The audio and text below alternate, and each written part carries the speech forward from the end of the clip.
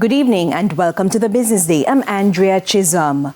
The government says over 1,200 participants were engaged in Phase 1 of the MSME Business Roadshow.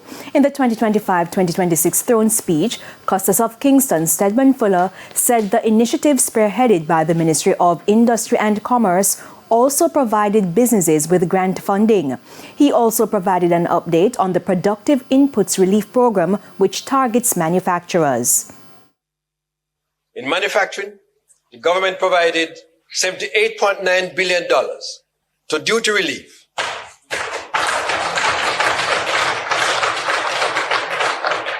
To business under the Productive Input Relief Program, which seeks to reduce business costs and boost productivity. In the meantime, Custos Fuller says a new digitalization program will benefit MSMEs. The EU funded £1.7 million euro dollars. Digitalizing program will establish 9 digital transitioning centers and train 2,700 MSMEs to improve efficiency and productivity and enhance competitiveness.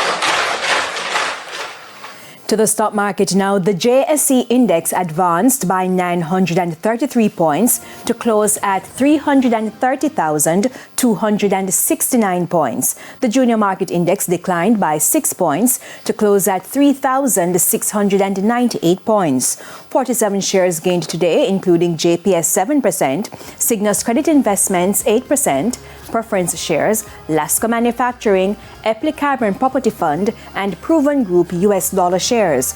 Losers were led by A.S. Bryden and Sons Holdings US dollar shares, 138 Student Living Jamaica Preference Shares, Epley 7.25 Preference Shares, CAC 2000, and Key Insurance.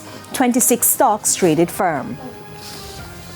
Banks and cambios are selling the American dollar for an average $158.17. The Canadian dollar is being sold for $111.51. $197.76 is the average value of the pound, while the euro is going for $164.25. And that's it for the Business Day. I'm Andrea Chisholm. Good evening.